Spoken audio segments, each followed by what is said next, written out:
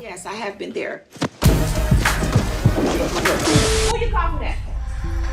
Who you coughing at? Surviving Jocelyn, a feminine analyst on Jocelyn Hernandez. What does it mean to survive? For Jocelyn Hernandez, survival is not just a story of rising from nothing. It is also the complicated tale of perpetuating the very same cycles that once entrapped her. Her trajectory from childhood poverty and stripping to reality TV fame, and now basically a self-proclaimed madam on Jocelyn's Cabaret, embodies both the resilience and the trajectory of a woman hardened by abuse. Jocelyn's life is more than celebrity drama. It is a case study in survival, exploitation, and the dangers of leaving the feminine wound unhealed. Hi, I'm Queen Earbane. If you're new here, I create content on femininity and make deep dives on how femininity shows up in our culture. If you like this type of content, be sure to thumbs up this video and subscribe to the channel for more. Without further ado, I want you to grab your tea, grab your coffee, and grab your water, because we're about to get into it. And I'm bad like the Barbie. I'm a doll, but I still wanna party. Pink felt like I'm ready to bend. I'm a 10, so I pull in a 10. First, we're going to get into Jocelyn's upbringing in childhood, from Puerto Rico to the strip club. Jocelyn's story begins in Ponce, Puerto Rico, where she grew up in extreme poverty. Her father died of a heroin overdose when she was still a child, leaving her mother to raise 5 children alone.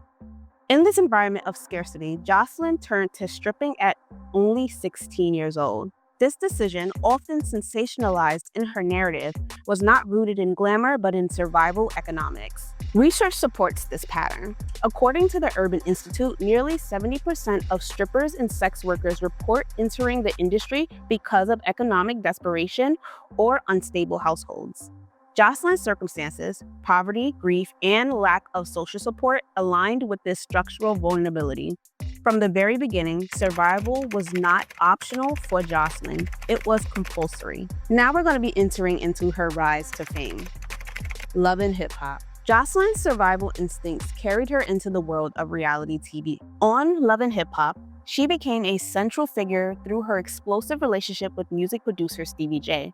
Their dynamic was infamous, a love triangle with Mimi Frost, where there was tons of emotional manipulation and constant public humiliation.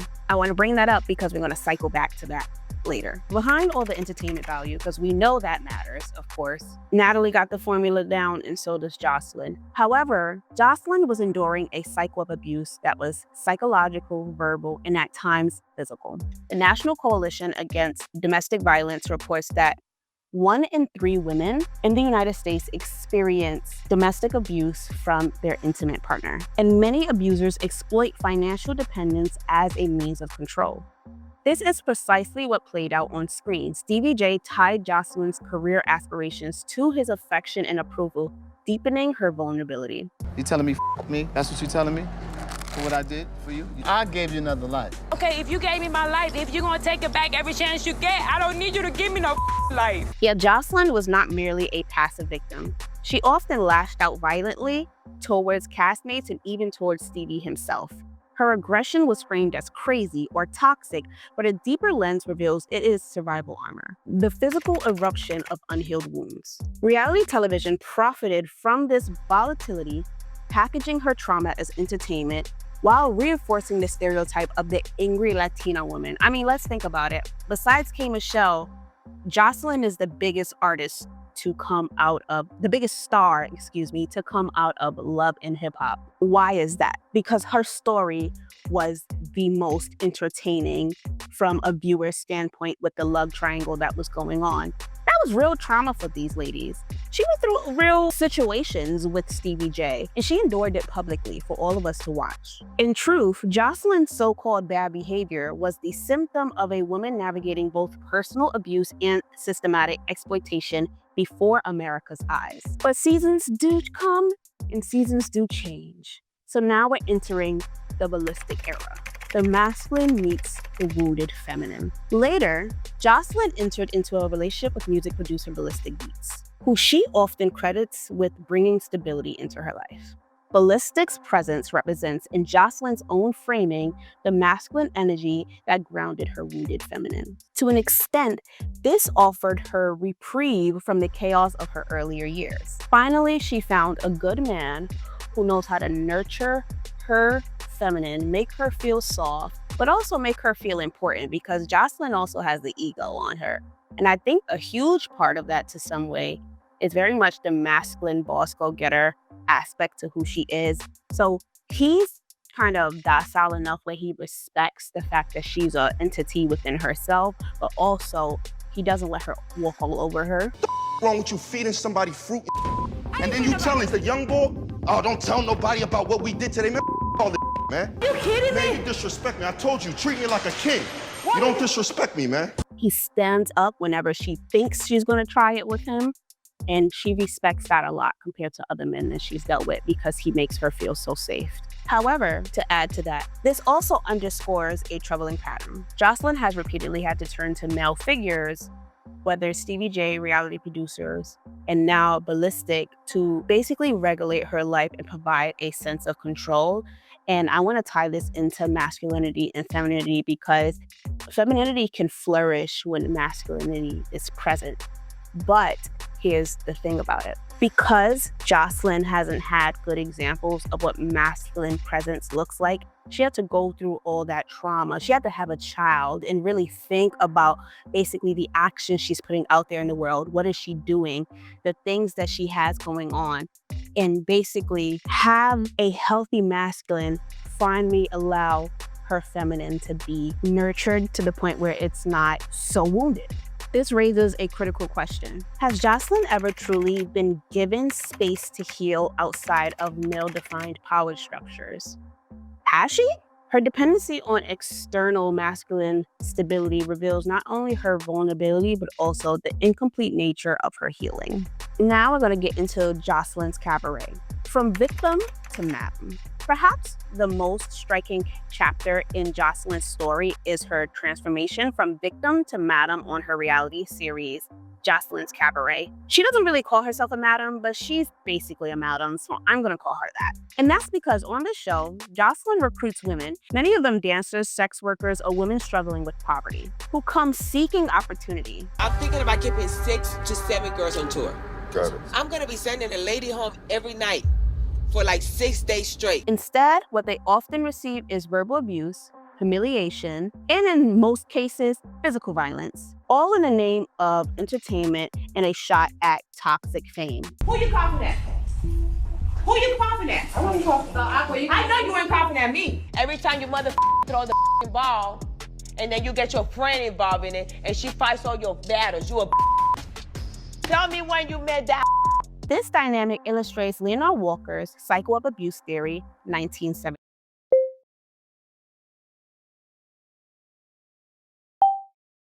Which argues that victims of abuse often unconsciously replicate the same abusive behaviors they were once subjected to, especially once they gained power.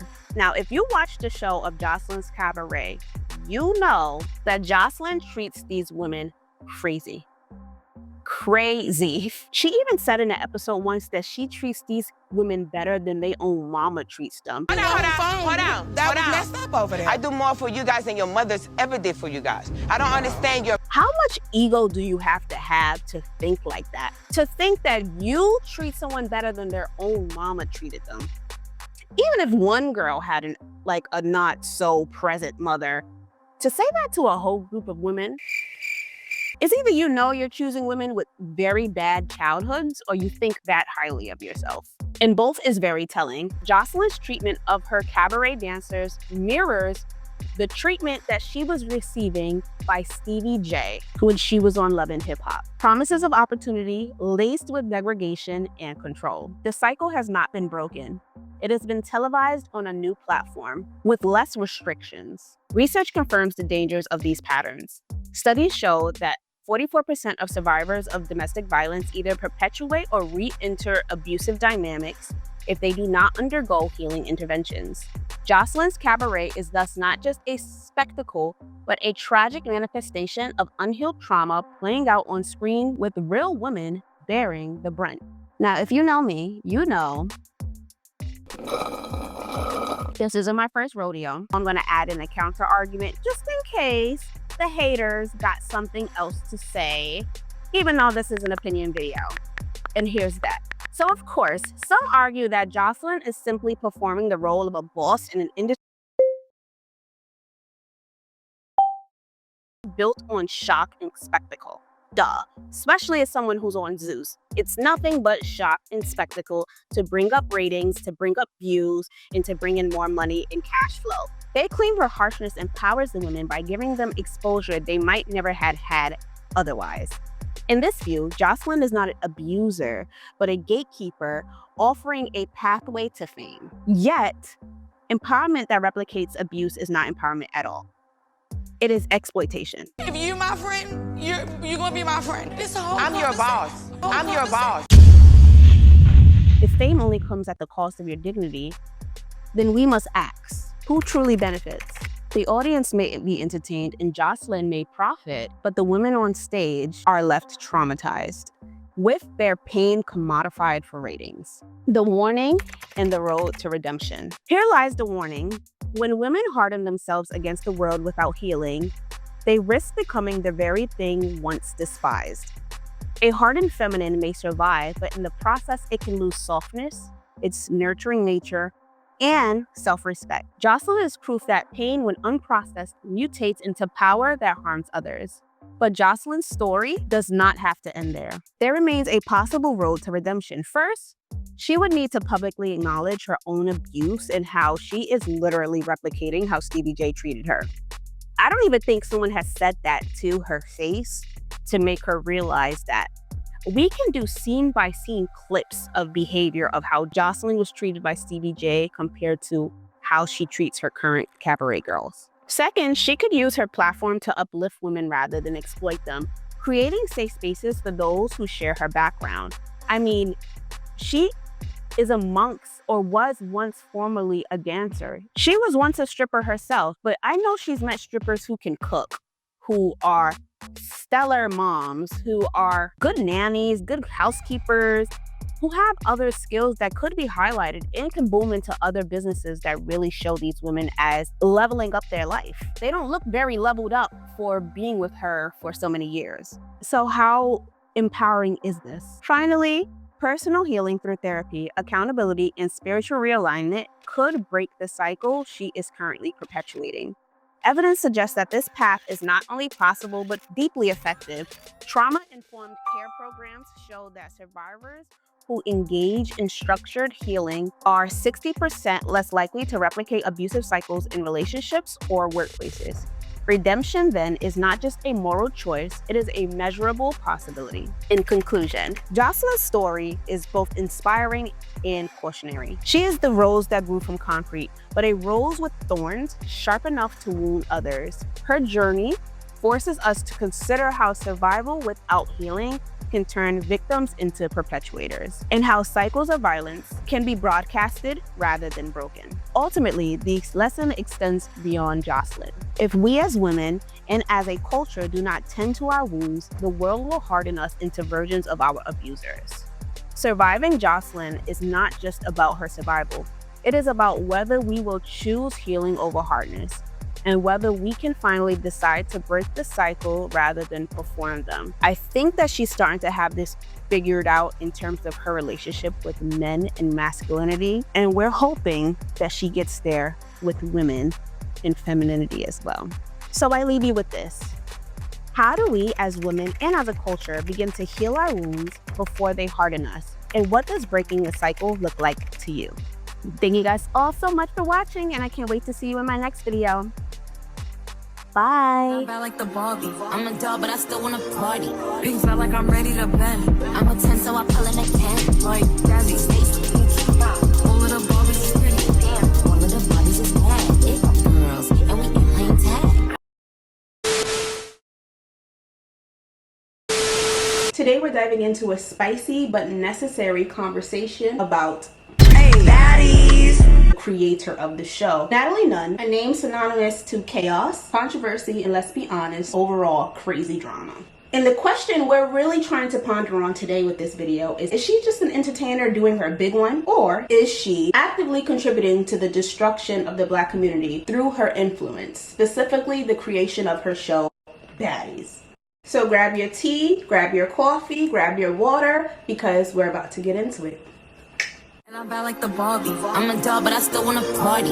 Things felt like I'm ready to bend. I'm a 10, so I pull in a 10. Like Jazzy. Natalie Nunn, with her long-standing career in reality TV, has consistently promoted violence, toxic behavior, and a distorted view of success. Her carefully curated persona has undeniably shaped perceptions of Black women in media. Though she may not live out these narratives herself, reinforcing harmful stereotypes and encouraging unhealthy behaviors. Child, is she the villain, or is she just a person, a part of a bigger system? Especially with the way the show has been going. Now, I have been watching Baddies this season. I don't usually watch Baddies, but I have been on maternity leave for the last few months, so within that I've had a lot of time to watch some extra TV. And within that time frame, Baddies was a show that I began to start watching, but because I started watching Baddies at Midwest, I had to do a little bit more research on the further seasons to understand the difference and the nuances on how this show has got to where it is. And within that, even the girls are upset at Natalie. Just the way that she has been conducting herself, her friends are even starting to take a notice. I love you guys.